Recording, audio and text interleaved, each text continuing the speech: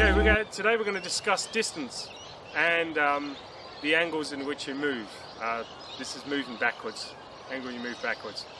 And this has come about because of some of the things that have happened recently in Melbourne, Australia, and some of the things I've seen on YouTube and various things. So one of those things is people's awareness of distance might not have the same awareness as a martial artist. But you can see occasions where there's setups where maybe understanding your distance and moving in a certain way could have prevented stupid things happening or outrageous things happening. One example I'd like to share with you is where I was watching a YouTube video of, I don't know, for some reason the youth like to video themselves hitting other people. It's just ridiculous. But I saw his YouTube video of a kid who was just standing there, and there's another teenager standing here and one there and one with a video camera. And they were talking at the beginning, then there's this silence. And they just all stood there. And obviously something's going to happen, right? I mean, you just stand there and then suddenly this clown on his left comes in and bang, knocks him to the floor. One of their, oh look, I punched someone and knocked him out scenarios. One of those scenarios that often kill people in our country when they hit their head on the pavement or whatever. And what was interesting is, for them to do that to him, obviously they weren't the best of friends. And it went quiet for a while. So that would make me think, well, what's going on here? Step back. Because once I take that step back, they have to make a step before they can even get to hitting range of me. I know something's coming. It's like if I was to stand there with William, say someone I don't know too well. Now, if I'm feeling any kind of intuition this is a bad situation, I shouldn't be this close to begin with. Say someone in the street, or there's some friends filming, I should be, oh, why are they filming? Now, look at this distance. Straight into the head. Straight into the head. This is our wonderful one-punch stupidity punch that we have here. It used to be called a sucker punch. It's had many names over the last few years. But if he takes the initiative, chances are, if he's in, I'm out. That's the initiative he's taken. So they normally go straight up the side of the head.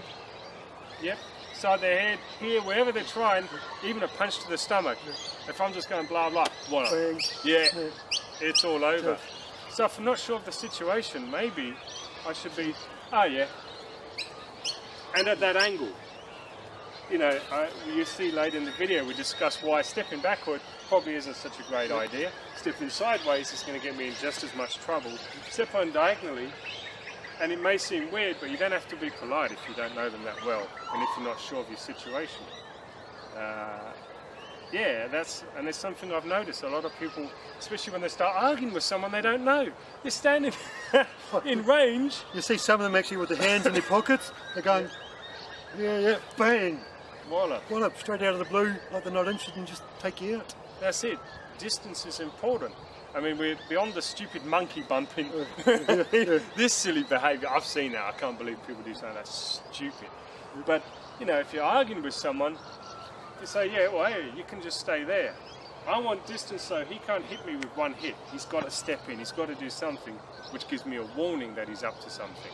The other thing you got to watch out for, they can actually kick you, so you maintain your distance. Yep.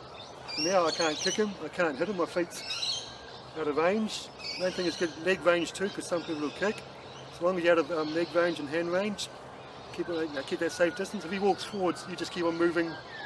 That's it. Move forwards, just keeps maintaining the distance. So we recently had a surgeon in Melbourne killed by some idiot who decided to punch him. William knows him well because he saved William's son's life, Liam. Yeah. And I don't know if you want to discuss what happened there. Yes, he went outside to tell somebody to stop smoking. Outside the hospital? Yeah, he got outside the hospital part. And the guy went up and hit him in the head and knocked him to the ground. He was in the coma for quite a while. He ended up dying. But the surgeon actually saved my son's life. He actually did surgery in New Zealand and Australia. He saw my son one night before he left to make sure my son was okay. He said he's flying out that night to New Zealand to do surgery. So this poor doctor's saving people's lives and was taken out by some silly person that got upset because he's told to not smoke. You can say dead shit. Yeah. Right? He is a dead shit when he looked and went, yeah, here we go. Yeah. But that's the thing. what could he have done better there? Well, money may have, had he been aware that this sort of stupid behaviour was going to happen, or does happen. I mean, was it Box Hill? Where was it? No, near around Box Hill Hospital. Box Hill, yeah. Box Hill's not a place I really like hanging out. But, or closer to the city, somewhere near the city limits. Yeah, he's got a few druggo drop kicks there. And, you know, maybe send a security guard. But maybe if you go and say, stop smoking, you know, it's like, well, if you're going to give someone instruction, usually people take an offence straight away, even if you ask politely. The other thing is, like, Duane gives a distance about there, you tell the prisoner to smoke and he'll stick and rush forwards and hit you. So you've got to watch out because he's standing straight in line. He's straight if I'm here, he's straight in line and just come bang straight in. Straight in. So really, that. I want to walk up, I want to be down here and say, oh, do you mind not smoking? There's a next to a hospital, or just smoke No, I can't come forwards. I have to actually. You have to adjust your angle. But then it tells you that he's doing something because he has to move, just adjust his angle. Once you adjust, I'm like, well, even if I just stick my hands out, I'm not well trained to say, and I stick my hands out. It's better than just copping a sucker punch. And then, like him ending up dead, and then we lose a valuable member of society to probably what's the most invaluable member of society at this time. So I think, there's 2 stories of that. Also, what else? I had been up in the street fight.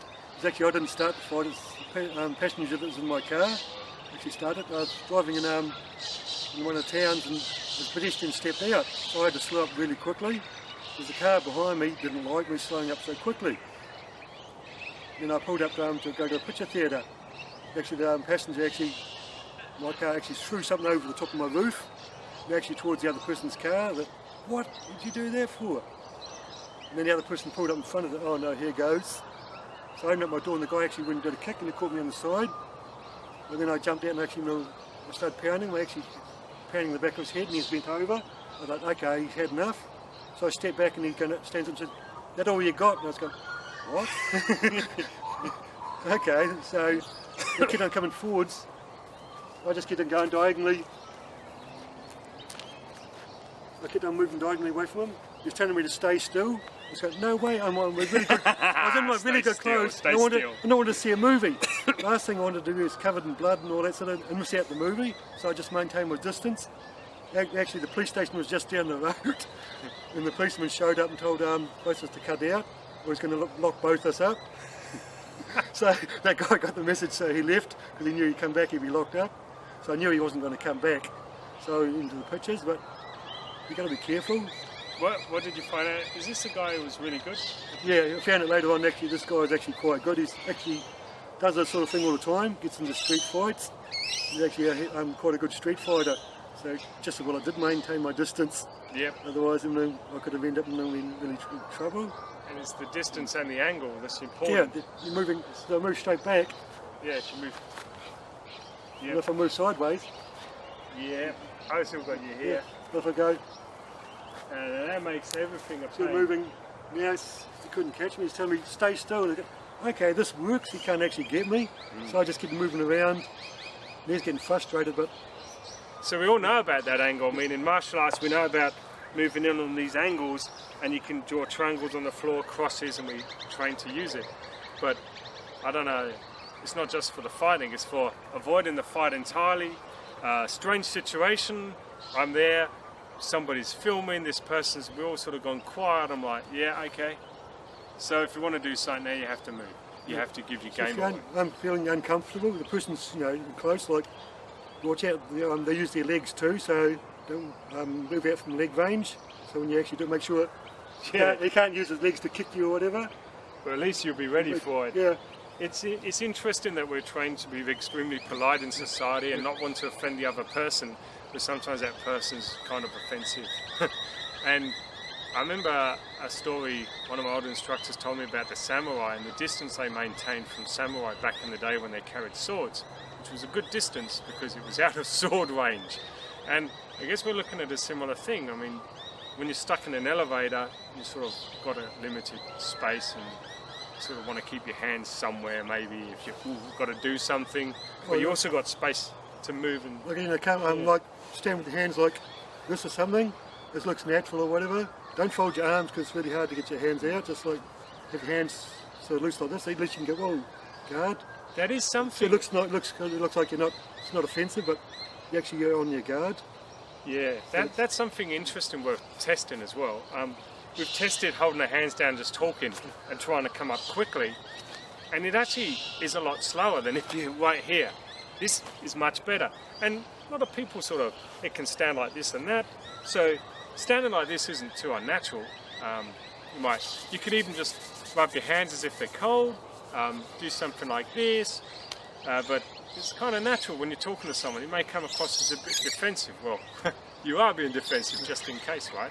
So yeah, these are a couple of things that are just kind of natural and seem really banal and boring that are quite good. Holding your hands here, just like stepping back a bit. Looks like I'm nice and relaxed and all that, but actually move your hands really to come up. So just, how's this look? So it looks quite... Yeah, if I go for you. You're relaxed. That's it. Okay. You can do it, you can do it. There you go. Do it from your hands down low. Let's have a look at this. Let's step back here because I'm not sure how much of us is on the camera. So for there, yikes. Try it again. I'll try and touch it. Yes, I got it. Yeah, now if your hands are here, try it again. It's not bad. Much better. Okay. Even if I went low, I think you would have a good chance of doing something. Yeah. There you go. Hands low again. Try it low again. So come in. Yeah. If you feel it. I feel it's really not. You try it on me. I got my hands here. Jesus. Yep. Do it again. Now my hands are here. Okay, I'll go for you. That's all right. I'm happy with it. Problem with the demo. I'm thinking about. Go for your stomach. Yep. So the camera cuts out. I don't know, I've got some kind of timer set on it or something, or I'm hitting an error, probably hitting an error on the SD card, and I just heard it click off, so that's why we're looking disjointed now. So I guess some of the things we're saying is, instead of just doing your martial arts session and then going, okay, I've done martial arts, and I see people do karate and next day they turn up to work, coffee in hand. They stand in the elevator, they sort of listen to music. They're off with the fairies doing something else in their head. Probably don't want to be at work. But extend what you learn in your martial arts session, which is what we try and do, beyond that. I stand in the elevator on the way up and work. Now, a lot of people get in the elevator. It's Melbourne. 2 people a year might say hello. The rest are going to stand there, if you're lucky. The rest are just going to stare at the posters on the wall. And they'll say, this would be me or someone in the elevator, and they come in, and they're like, I wouldn't mind, these posters have been up there for 6 months, there's nothing to look at, but they're like this, everybody, because, well, I'm going to say it and get in trouble, Melbourne City, and this is Melbourne, Australia, not Melbourne, Florida, Melbourne town. Melbourne, Australia has a kind of social ineptness about it, where people, they're not as friendly as, if you step into an elevator in America, someone always says hello to you or something. So, the idea, I stand there actually like, I actually do stand there like this. Sometimes, I haven't got it on me, I have my pen in my hand. This stick can simulate my pen.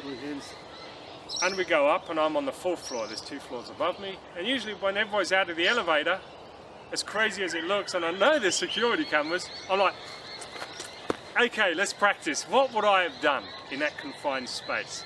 But the main thing is I'm practicing my awareness here. And when I walk along, I practice my awareness for my speed training, where I have a strategy to capture movement quicker peripherally. I actually practice that walking along, and on a few occasions, it's almost come unstuck. I mean, some woman come out of the female toilets once, and I didn't quite lurch, but I kind of felt that lurch and went, oh shit. Okay, it's working. Probably wouldn't have been a good situation had I just bounced it back in the toilets. And and every now and then when I go for a door, I open the door and I push the rest of the door open with my arm. So if there's anyone there, it's through. On one occasion someone did make me jump, and I passed them like this, and they like, okay, wonder what that was about. So awareness of distance, continuous mindfulness and awareness of your everyday environment. Take the lessons from your martial art, bring them into your everyday life. And like we say, these things can save your life. It can save you being humiliated on video by a pack of dickheads. And just that ability to step back. And if you feel like you're offending them, is trained in us, you could always like, oh yeah, I guess. And you've got that step back already. But your hands are here too. Yeah. Okay, it's like, oh, okay, we've got something happening there. Just the hands like, okay, or just relax. Yeah. Relax, but just even like this, the hands are still, Yep. Doesn't have to be obvious. still looks like, Well, now looks like, standing like that. yeah. It's kind of better than if someone's talking to you and you're like, yeah. That wouldn't look so obvious. Yeah, because like this, it looks like you're relaxed and all that, but actually you're ready, waiting, Yeah. just in case. Be aware. Practice.